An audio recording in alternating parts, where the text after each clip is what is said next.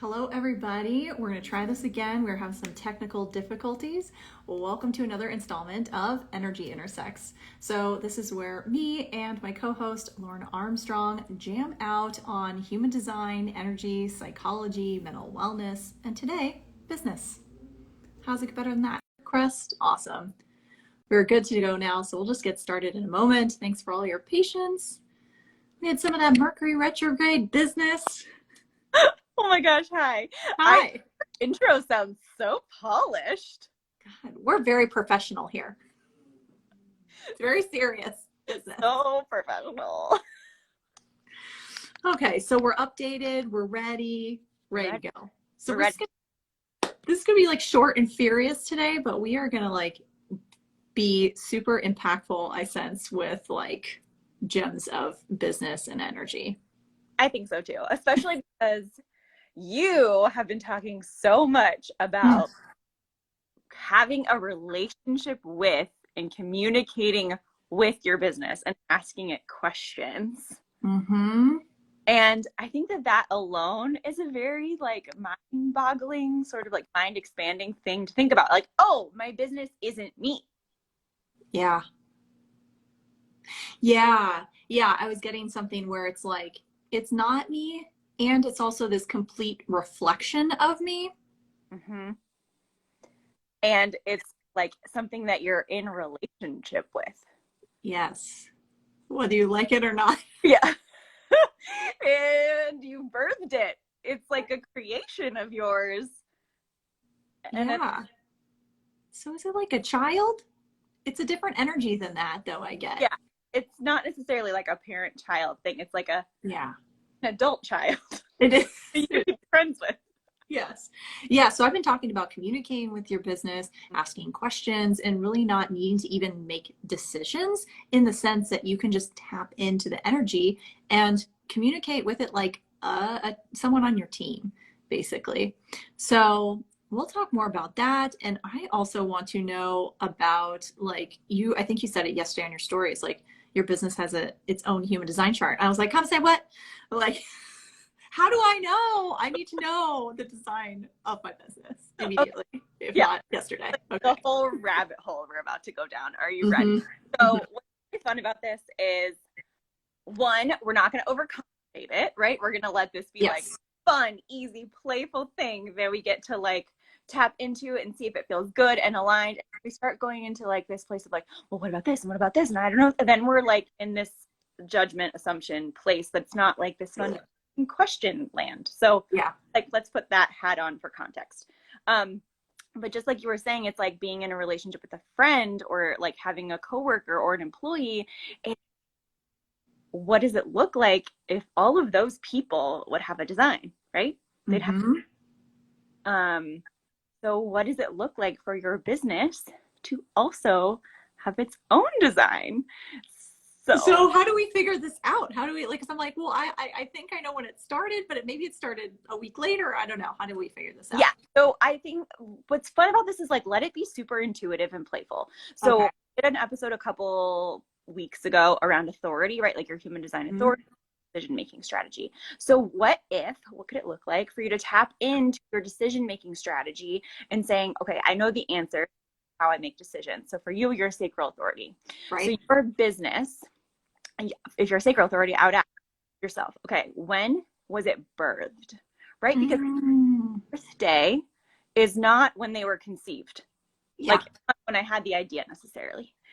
Although if that feels like it's correct for you, you could pick that date as well. But it's like, when was it birthed? When did you launch your first thing? When did you collect your first dollar? When did you start talking about it with friends and family? Like, what to you feels like the date that it like was conceived, like, or like birthed into the world? And that. Yeah. Okay. So I'm getting, because at first I was going into like, well, in 2016, I had the idea for Kreft Couch and started, creating content, but that wasn't, as you were talking more, I'm like, that wasn't the actual birth of the business. The business happened probably like later, mid-January, whatever, last year, 2021, that I'm getting where I started like meeting with folks and like opened up one-on-ones. And that was like, because all of that then started happening really fast, create the LLC and blah, blah, email and all those things. Yeah. So. So it could be like the date is, so for you, for a sacral, I'd be like, was it the date you filed your LLC? No. Was it the date you had your first client? Yes. Was the date you got your first payment? No. So see, do you see that? Do you feel the difference? Yeah. If those that are sacral that are watching me, like, oh, okay, tap into that energy. Like, what's correct? So the day you had your first client is the day, like the birthday of the business. So like you can look at, oh, when was it on my calendar? Like when was it all? And that is the birthday. Yeah, and I want to clarify for folks what Lauren was just doing too by asking yes, no questions, because that is how you can tap into the energy with total ease, right? It wasn't like, what's the right date? What's the wrong date? It's just kind of intuitively for me what popped. And it can happen so fast that even as she was asking, as she was going to ask the second question, I didn't even know what it was. I just already knew that was the yes, because that's how fast the energy is. That's better than that. I love it. I love it. And it's so expansive, right? And so for you as a sacral being, it's like, okay, I'm going to follow my authority and I'm going to make that decision. So for somebody, let's say that has an emotional authority, yeah. Oh, it's like, was it this time or was it this time? Give it a couple days and it'll land. Yeah. Let it go. I just come on back. I had to talk it out. I was like, okay, well, this is this and this and this is, and then as soon as I came up with the day, I was like, oh, this is where I was and this is exactly when it was born. And so then what you get to do is just pull a human design chart. Nothing special. It doesn't have to be like a business, just a person chart. Name your business, and put in the date and see what it is. And so what's really fun with that is then we get to actually look at it as a separate entity. This is the energy of my business and this is my energy. And so if you're having a relationship with your business, what we can do is look at your connection chart of where do you have energy? Where does your business have energy? How do you work with your business? Like, where do you need boundaries with your business? Because you're just human, you need boundaries. So good. Yeah, that's so good. Yeah, well, I was like, wow, that's so much. So what's your business type? Like your business type? This is really fun. My business is a reflector. I was going to say, I was like, I bet it's like super unique. It's super fun. 1% of the population. Yeah, right? And so my business is a reflector, which is really fun because when you look at the energy of it, so if you're like, what the heck is a reflector? A reflector has all undefined centers. So all of this body graph will be white. And so what that means is, from a business perspective, any area where you have a white or open or undefined center is where your energy is really holding space for people in that center and in that area. So you get to look at it of like, ooh, what is my business holding space for? And then you can look at the undefined centers and be like, oh, okay, for example, a lot of people that I've been working with lately have undefined G centers in their business profile, meaning that's all about identity, love, and direction. So their programs, their offerings, their business really has a lot of stuff around who are you? Where are you going? What do you love to do? And that's all undefined G, holding space for that energy. Oh, it's so cool. It's really fun to look at. So have you then like literally cultivated offers and things like that based on kind of what the chart of the business is telling you? Yeah. So my favorite thing to do if you don't want to go down into the nitty gritty and you're like, I'm new to this and like I'm already learning my own design, like this a lot, like which is it is, right? Like, and even I have a program that I've been running for like over a year, and we just started talking about the relationship with our business because we're so conditioned to be like others that if we're not fully in alignment ourselves, it's like, it's kind of just a distraction, but we're really handy is to say, okay, what relationship am I having with the business and where do I get to like draw and create boundaries there? But like the easy, like nitty gritty place that I would start if you're like, ooh, that seems overwhelming, but also fun for right this moment, I would play with the incarnation cross of your business. I have no idea what that is. I know. So you're like a mad scientist with human design. My like very good filter on my face. I didn't know you could do that on a live. I was like, oh my gosh, this is fabulous. So your incarnation cross, you have one as a human, like, so your incarnation soul's job description.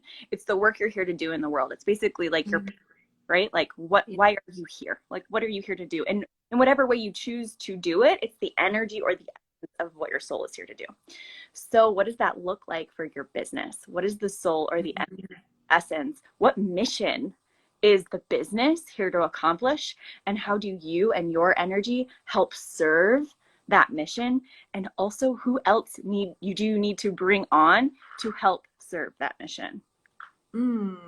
Okay, I'm like getting something, not sure why this is popping, but money dropped in. So I was like, okay, like as you're getting clarity on the mission and whatnot, how does like the generation of revenue then kind of, how can you use the chart to do that? Yeah, so it's kind of fun to look at. So for example, yesterday I was with a group of manifestors. All manifestors have undefined centers, and most of their business, like a lot, a majority of the population, including businesses, have different sacral centers, which are generative or manifesting generator energy, right? So for example, this kind of indirectly ties to money. It's not like, oh, here's where you're going to find the money, right? Yeah, right. But it's like, so the generative center of the business is like, I want more. I want to put out more.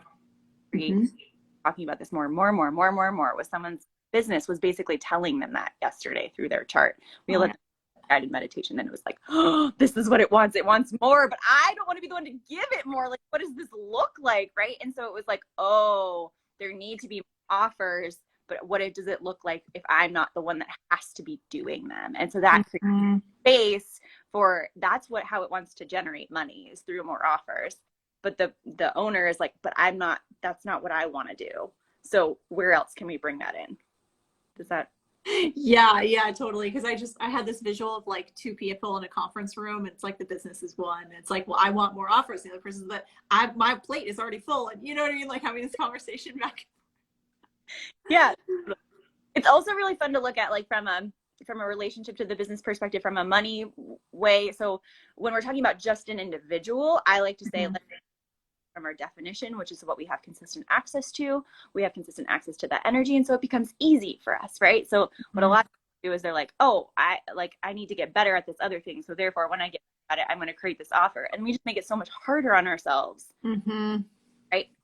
So creating from definition, but selling from openness, from undefined centers. So it's like holding space, looking at your chart, where do you both have defined centers? Where do you both have undefined centers? Yeah, and so this is where I get like in what I teach folks is with question that you can get more clarity and access to this. Like, so if the business is saying, hey, I want more, and you go to conclusion like, I can't do more, my plate is full, like I don't want to do whatever. Yet if you were to ask a question of the business, like, hey, what do you want that to be? What does that look like? Who could be a contribution to this process? Right? That you are just kind of almost communing with it for either the information to like drop in right away, or later where someone like DMs you is like, hey, I'd really love to work in your business. You know what I mean? It's like, if we don't ask the questions, then we can't allow the invitation of possibilities to kind of commune with the business. Yeah. And it's like, I love that you're sharing that, because the visual I almost got is like, when you don't, like when you're not allowing the question and you just kind of come into conclusion, it's like almost like selling your business, and you're like, but you're mine, and like no one else can talk to you, and no one else can touch you, and no one else can like see you. And so it's like, okay, well, like create some space there, like let it breathe, let it grow. Something it's like a healthy relationship for like stifling it.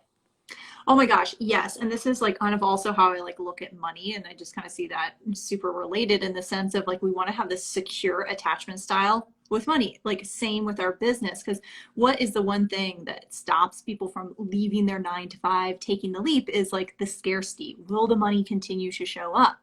Right. And so it's like, if we're able to have this secure relationship attachment style to the business, to money, that will change everything. I mean, I just even noticed in myself, like kind of the end of last year, I was in a lot of like need to on this like hamster wheel of create. And this is what's going to create the money. And at some point I was like, I cannot keep up this pace. So what else is possible? I am choosing to relax. Okay, business, show me how we can continue to create money. And it just continues to create money. And I'm like, someone's like, how'd that even happen? You know what I mean? Because I've like just been able to let it go. Oh, so good. Well, I'm curious, like, how is this showing up for energy flows for CEO? Like, where is this? Well, okay. So, like anytime you create something, it like facilitates the shit out of you. So of course, like you're like, oh, We're deeper into this next level. Cool. Yeah. It's like anytime I create a class or a course or membership, whatever, it like, then that stuff definitely shows up. And so I just, it's presented with a lot of opportunities to just really tap into the energy more. And funny, I would say also in my personal life, because we were house shopping and moving and all that sort of stuff. And so I was able to like kind of utilize the same energy process and just continue to, I want to say trust, but it's something else. It's something more like this deep knowing and allowing things to show up and surprise you. Like, it's kind of like allowing, this new creation that I'm doing, Energy Flows for CEOs. Like, I have an idea, it's in mid creation, people are joining, and the energy of the people joining are going to create it ultimately. And so that's what I love, like, because it's just so exciting to kind of allow it to all come together like that, versus like, this is what it should be, this is what it has to be, this is what they need to know. It's like, no, I'm going to put information out there and then kind of see and respond, of course, to how the people are showing up. Yeah, that almost gives me like, imagine being in a relationship with someone where all they did was tell you what to do. Oh, yeah, so good. Yeah. It's like, you would not want to hang around that person. You would not want to like grow with that person. You'd be like, get me the away from this. Like, I don't want to be, well, I don't like being controlled, but like, like most people would be like, oh my gosh, I don't like what's going on, versus being like, hey, what do you think? Yeah, I think this is going to be the major takeaway of this call, is the like secure attachment style. To me, is like seeing the business as its own entity, right? It has its own chart, it's its own being. And so what would it take for you to engage with it as if it were a good friend? You would let it go when it needed to, like give it some space. You would welcome it when the energy is more potent and making a request of you, asking you to do something, right? You'd also set limits probably and boundaries. So you would like come in and out of it just the same way we are in relation to each other. Yeah. And I think that too, the whole, like when people are in the 9 to 5 and they're not willing to let that go, because it's like, oh, where does the money come from? It's like, oh, well, maybe look at that attachment. Like, where are you in an anxious attachment with your 9 to 5? Because it's like, oh, I got to be in it or else I'm not going to make any money. It's like, oh gosh, that's a lot of energy that's going towards that relationship that might not necessarily be serving you. Yeah. And it's like the 9 to 5, it's kind of funny because then we feel like that is the stable, secure thing. Yet it's like, it's less so, because it's like the business is you and you are part of it, and like in the sense of the reflection of you. And it's like you are part of the creation of it, versus your 9 to 5. You don't have like the 9 to 5 could fold, or the boss could let you go, or like you have much less control, right? So it's this weird, odd sense that like that's more stable. And that really sticks people, I get. Yeah. It's like if you have an undefined spleen, the splenic center, not on the right, but on the left side of your chart, the way that shows up is not being able to let go. It's like holding on to something for long, like past its expiration date. And so could really ask yourself, is like, has this expired? Like, is this toxic? Is this healthy? Like having those conversations with yourself. And it can really show up of like fear of the past repeating itself. Like when you take a risk before and it didn't necessarily pan out, and just managing the mind to just, if this isn't the same thing. Yeah.